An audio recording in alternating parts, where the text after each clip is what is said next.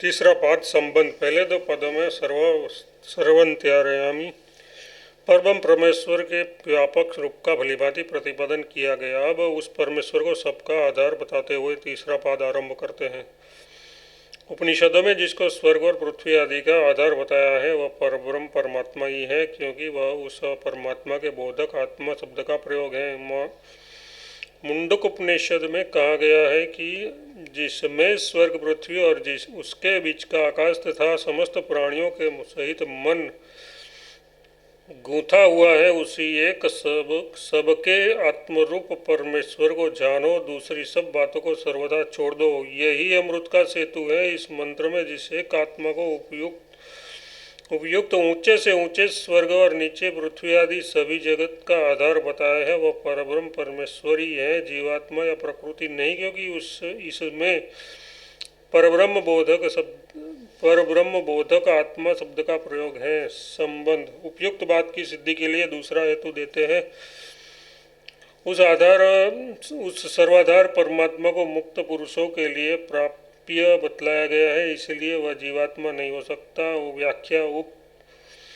उक्त उपनिषद में ही आगे चलकर कहा गया है कि जिस प्रकार बहती हुई नदियाँ नाम रूप को छोड़कर समुद्र में विलीन हो जाती है, वैसे ही ज्ञानी महात्मा नाम रूप से रहित होकर उत्तम से उत्तम दिव्य परम पुरुष परमात्मा को प्राप्त हो जाता है। इस प्रकार श्रुति में परम पुरुष परमात्मा को मुक्त मतलब ज्ञानी पुरुषों के लिए प्राप्य बताया है। इसलिए दुलोक और पृथ्वी आदि के आधार रूप से जिस आत्मा का वर्णन आया है वह जीवात्मा नहीं, साक्षात परब्रह्म परमात्मा ही है। इसके पूर्ववर्ती चौथे मंत्र में भी परमात्मा को जीवात्मा का प्राप्य बताया गया है। वह मंत्र इस प्रकार है।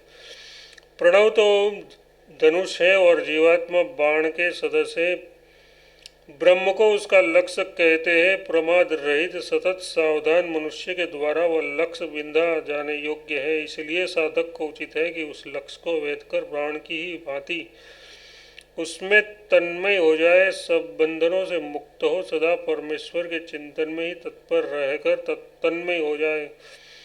इस प्रकार इस संबंध में जगह जगह परमात्मा को जीव का प्राप्य बताए जाने के कारण पूर्वोक्त श्रुति में वर्णित धूलोक आदि का आधारभूत आत्मा परब्रह्म ही हो सकता है, दूसरा कोई नहीं।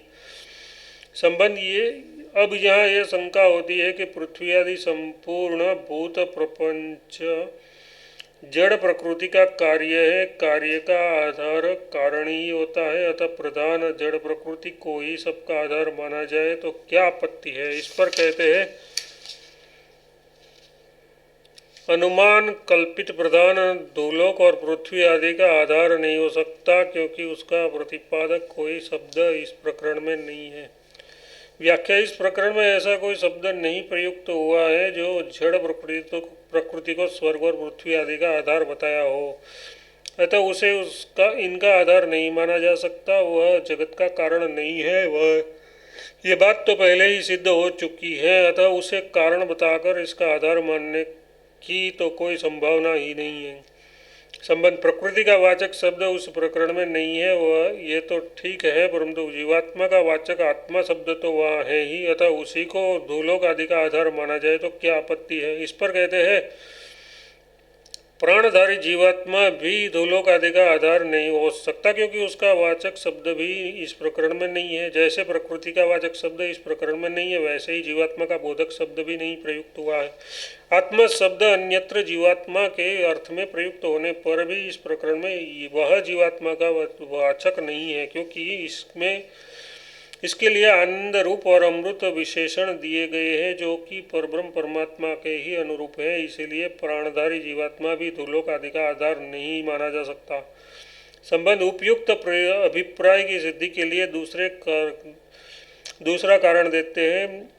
यह कहे हुए आत्मा को जीवात्मा से भिन्न बताए जाने के कारण प्राणधारी जीवात्मा सबका आधार नहीं है। व्याख्या। इसी मंत्र में यह बात कही है कि उस आत्मा को जानो, अतः ज्ञातव्य आत्मा से उसको जानने वाला भिन्न होगा ही। इसी प्रकार आगे वाले मंत्र में उक्त आत्मा को दृष्टा जीवात्माओं की हृदय गुफा में छिपा हुआ बताया गया है। इससे भी ज्ञातव्य आत्मा की भिन्नता सिद्ध होती है। इसलिए इस प्रकरण में बतलाया हुआ धूलोक आदि का आधार परब्रह्म परमेश्वरी है, जीवात्मा नहीं। संबंध यहाँ जीवात्मा और जड़ प्रकृति दोनों ही धूलोक आदि के आधार नहीं है। इसमें दूसरा कारण बताते हैं। यहाँ परब्रह्म परमात्मा प्रकरण है, इसलिए भी यही सिद्ध होता है कि जीवात्मा और जड़ प्रकृति धूलोक आदि के आधार नहीं है। व्याख्या इस प्रकरण में आगे पीछे के सभी मंत्रों में उस परमात्मा को सर्वाधार, सबका कारण, सर्वज्ञ और सर्वशक्तिमान बताकर उसको जीवात्मा के लिए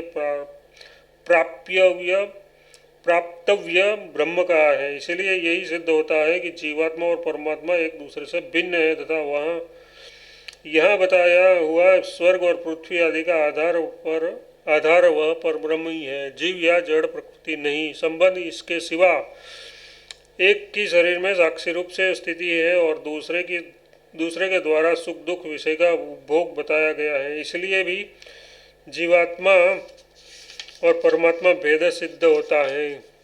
व्याख्या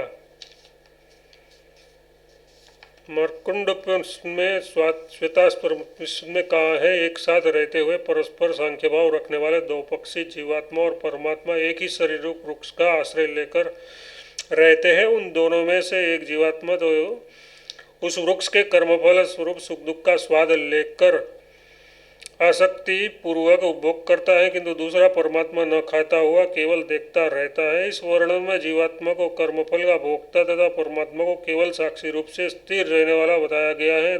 इससे दोनों का भेद स्पष्ट है। अतः इस प्रकरण में धूलोक, पृथ्वी आदि समस्त जड़ चित्तात्मक जगत का आधार परब्रह्म परमेश्वर ही सिद्ध होता है, जीवात्मा नहीं।